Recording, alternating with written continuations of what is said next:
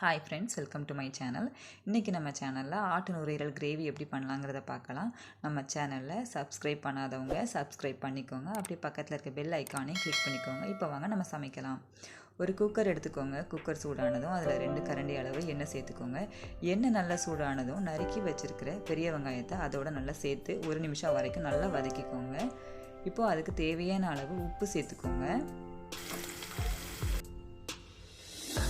கொஞ்சம் மஞ்சத்தூள் சேர்த்துக்கோங்க. இப்போ நறுக்கி வச்சுருக்கிற தக்காளியை அதோடு சேர்த்து பச்சை வாசனை போகிற வரைக்கும் நல்லா வதக்கிக்கோங்க. இப்போ நல்லா வதங்கிடுச்சு. இப்போ 2 ஸ்பூன் அளவு இஞ்சி பூண்டு விழுது அதோடு சேர்த்து விட்டுருங்க. நல்லா வதக்கிக்கோங்க. அதோட 1 ஸ்பூன் மிளகாத்தூள், 1/4 ஸ்பூன் பட்டை கிராம்பு தூள், 1 ஸ்பூன் மிளகுத்தூள் சேர்த்து அதோட நுரையீரலையும் சேர்த்து நல்லா கிளறி விட்டுருங்க. அது வேகிறதுக்கு கொஞ்சம் நான் தண்ணி சேர்த்துக்கிறேன். அதோட மல்லி இலையும் அதோட சேர்த்துக்கலாம். நல்லா கலந்து விட்டுருங்க.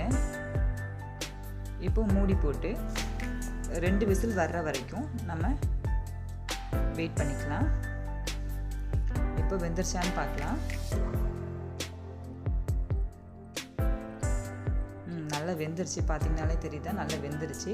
ஆனால் கொஞ்சம் திக்காகிறதுக்காக நான் ஒரு 5 நிமிஷம் வரைக்கும் நான் சிம்மில் வைக்கிறேன். இப்போ பார்த்தீங்கன்னா நல்லா எண்ணெய் பிரிஞ்சு வந்துருச்சு.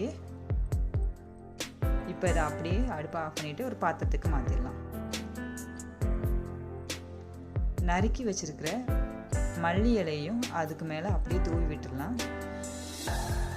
சுவையான ஆரோக்கியமான நுரையீரல் கிரேவி ரெடி ஆயிடுச்சு. இது போல் நீங்களும் உங்கள் வீட்டில் ட்ரை பண்ணி பாருங்கள். இந்த வீடியோ உங்களுக்கு பிடிச்சிருந்தால் லைக் பண்ணுங்கள், ஷேர் பண்ணுங்கள், கமெண்ட் பண்ணுங்கள்.